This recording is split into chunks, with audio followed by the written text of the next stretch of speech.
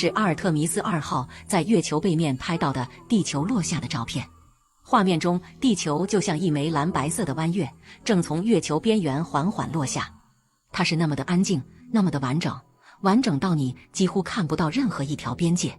可就是在那上面，裝着全部的人類文明。此外，阿爾特彌斯2號還拍到了月背的巨型陨石坑，以及震撼的月球遮住太陽後的深空日食，也拍到了沒有大氣、沒有光污染干擾下的銀河。這不僅僅是一組普通的月球照片，它會讓你突然意識到，我們一直以為無比巨大的世界，原來只是宇宙裡一顆安靜發光的小點。這組照片裡最適合放在第一段講的，一定是那張從月背視角拍到的日食。人類第一次在月球上看日食。NASA 的說明裡提到，這次飛掠中，月球從阿爾特彌斯2號的視角完整遮住了太陽，形成了一次持續接近54分鐘的全食。照片裡，太陽日冕像一圈發光的火環，環繞在黑色月盤邊緣。月球本身雖然在陰影中，但因為地球反射過來的微弱光線，暗面並不是完全消失的。NASA 還專门指出，畫面裡的亮點之一是土星，另一處亮點是火星。這張圖厲害的地方，不是又拍到了一次日全食，而是它徹底改變了日食的觀看方式。人類第一次在月球附近，在深空中從另一個天體旁邊看月球去擋住太陽。這已經不是一種地面天象了，這是一次真正的宇宙尺度的日食。如果說日食是震撼，那這組照片裡最有情緒的一部分，一定是地落和地出。對，沒有錯，在月球上的地球升起和地球落下。NASA 官方說明中 ，Earthsat 拍攝於美國東部時間4月6日18點41分。畫面裡，地球是一顆柔和的藍白色彎月，一部分已經進入夜晚，另一部分仍被陽光照亮。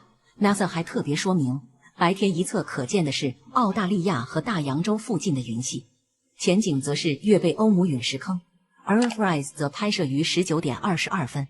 這張圖用了400毫米鏡頭，畫面經過旋轉後形成標準觀看方向。地球像一枚柔和發光的藍色彎月，從月球崎嶇的地平線後方升起，地月兩者的南北极方向在圖裡也都做了標注。這兩張圖最特別的地方在於，它們把我們最熟悉的日出日落這個概念換成了地球升起、地球落下。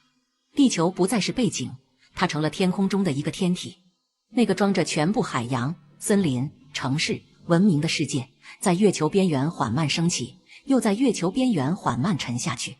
這一件事就足夠讓整組照片有了情緒。在這之外，還有一張照片非常特別，月球上空的銀河。阿爾特彌斯2號宇航員在成功掠月之後，拍下了這張我們所在星系銀河系的照片。這意味着，人類這次在月球背面附近看到的，不只是月球和地球，還有月球之外那片真正屬於深空的背景。它不再只是夜空中一條淡淡發白的光帶，而是由無數恆星、塵埃和暗帶組成的，我們整個太陽系都身處其中的巨大結構。如果要在這組照片裡找一張最硬核的，那大概就是瓦維洛夫環形山隕石坑的特寫。它位於更古老、更巨大的赫茨斯普伦盆地邊緣。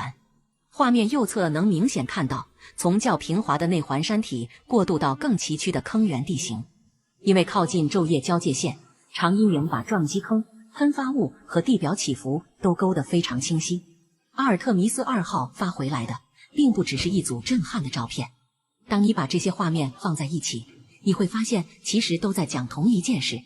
當人類重新飛到月球背面時，我們看到的從來不只是月球，我們也在重新看見地球，看見太陽系，看見我們自己在宇宙裡的位置。